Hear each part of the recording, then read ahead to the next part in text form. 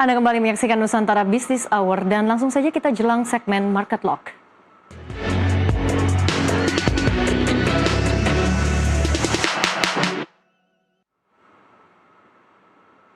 Dan pemirsa, sejenak kita ulas kembali IHSG di penutupan sesi sebelumnya. IHSG pada sesi pertama ditutup merosot 147,63 poin atau ke level 5.692, terkontraksi dalam 2,53%. Hanya 111 saham yang menguat, sementara 588 saham melemah dan 109 saham bergerak stagnan di sesi pertama perdagangan hari ini.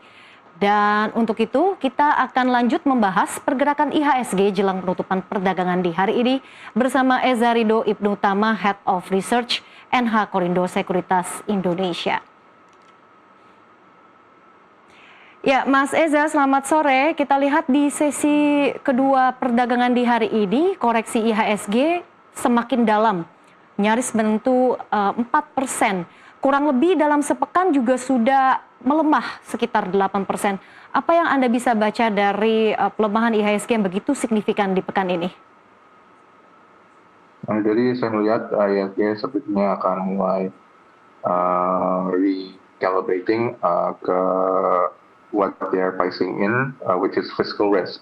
Jadi beberapa minggu ini memang ada lagi pemantauan terkait apa yang terjadi terkait apa yang Presiden sebutkan sebagai mau pemberantasan korupsi, terutama di beberapa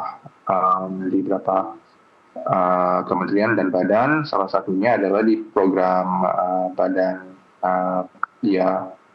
juga yang diinisiasi, yaitu di BGN. Salah satunya kalau kami juga pantau Wamen Transmigrasi Pak Silmi juga ditangkap juga.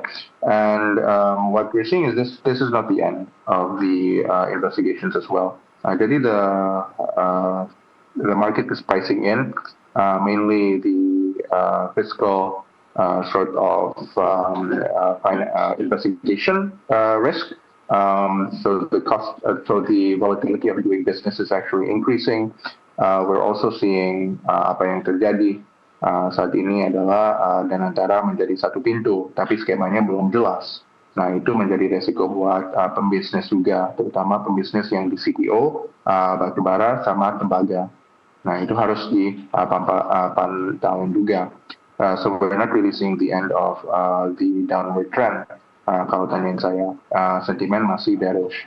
Kemungkinan bisa turun lagi ke 5.300-an untuk support. Oke, kita ke realisasi APBN Mei 2026 yang juga baru saja dirilis. Ini Mas Eza, defisit mengalami kenaikan tipis di 0,7%, tapi masih jauh di bawah batas 3%. Apakah ini juga bisa menjadi salah satu katalis positif yang menggambarkan bahwa kondisi fiskal kita juga tetap kuat di tengah ketidakpastian ekonomi global dan konflik di Timur Tengah?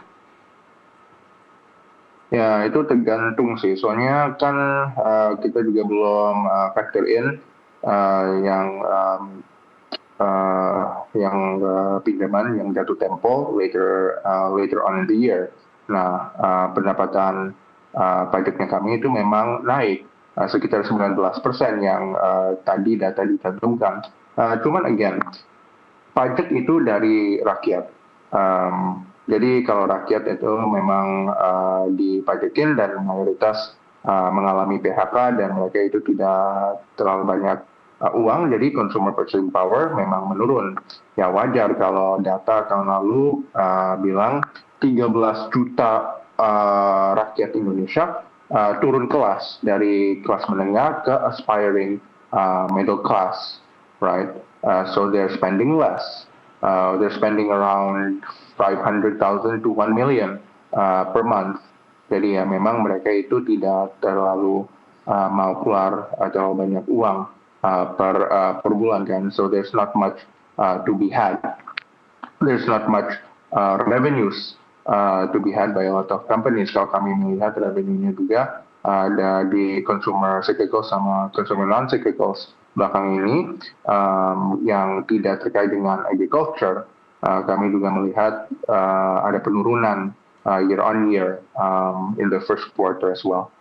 Baik, sudah pukul 4, sudah waktunya penutupan perdagangan di sesi kedua hari ini. Kita akan sama-sama update untuk final level, closing level IHSG di perdagangan hari ini. Ya, pemirsa, IHSG koreksinya semakin dalam dan ditutup melemah lebih dari 4% dan menyentuh level psikologis 5.500 dengan penutupan level di hari ini 5.594. Mayoritas sektor di perdagangan hari ini juga mengalami tekanan yang begitu luar biasa. Salah satunya sektor transportasi dengan pelemahan 5,9%, infrastruktur juga sama 5,3%, sektor finansial melemah 3,36% dan teknologi juga cukup dalam, depresiasinya 4,88%. Adapun nilai transaksi di hari ini menyentuh 31 triliun rupiah. Dan secara mingguan pun IHSG tercatat mengalami koreksi sebesar kurang lebih di 8%. Year to date IHSG juga sudah jatuh lebih dari 35%. Kita akan lanjutkan kembali diskusi kita, Mas Eza. Apakah di level psikologis 5.500 yang sudah dicapai oleh IHSG di hari ini bisa dikatakan sebagai level bottom dan apakah investor sudah mulai boleh nih melakukan akumulasi buy? Tidak, tadi saya sebutkan target jangka menengah kami yaitu di 5.300. Jika tembus dari situ, kemungkinan ada potensi bisa ke 4.800. Dan pemicunya, again, adalah fiscal risks. Dan kami juga melihat undang-undang P2SK kalau nggak salah itu yang sebutnya itu shatters the illusion. Kemarin sih saya tuh melihat Bank Indonesia itu nggak pernah independen ya, cuman dengan undang-undang ini yang baru diresmikan dan disahkan sebagai DPR, ini break all illusions that the monetary system is entirely independent, to be honest. Jadi saya melihat dari One View kemungkinan akan memang diberikan dengan mandat baru ini untuk economic growth, which is basically menjadi salah satu pendorongan untuk Bank Indonesia kemungkinan harus turunin suku bunga in the next few BI meetings as well, because previously it was only sebelumnya cuman control inflation, dan juga satu lagi adalah safeguard currency. Nah, mereka itu ada penambahan economic growth, which is ya di dalam conventional economics, it's very contrarian, or it's contrary to the fact.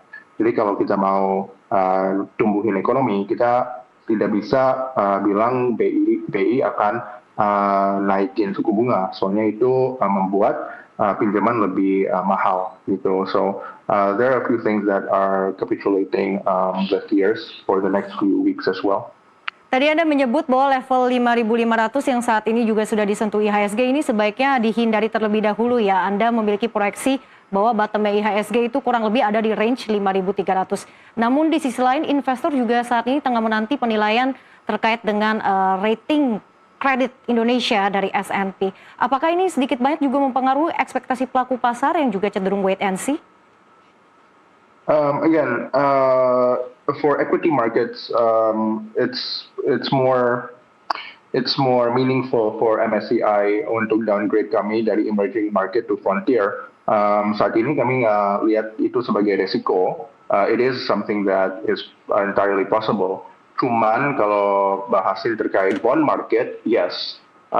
Kalau if the fiscal prudency itu tidak bagus, ya investor yang adapt di top down approach akan melihat ini sepertinya expenditure lebih tinggi daripada revenue.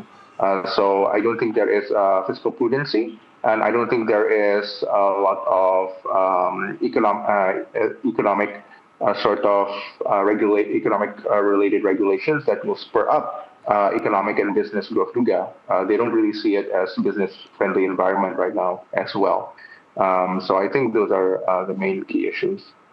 Artinya masih dibutuhkan katalis-katalis lainnya yang bisa memberikan angin segar dan juga menjadi booster agar IHSG bisa rebound begitu ya ke depannya. Salah satunya menanti terkait dengan kabar dari S&P dan juga MSCI pastinya. Terima kasih Mas Eza sudah memberikan analisa kepada kami di perdagangan sesi kedua hari ini. Sehat dan sukses selalu. Terima kasih. Dan pemirsa, dialog tadi juga sekaligus menutup Nusantara Business Hour. Bisnis bukan sekedar tentang keuntungan, tetapi juga membangun nilai, menciptakan dampak dan bertumbuh bersama menuju masa depan yang lebih baik. Saya Ellen Gracia.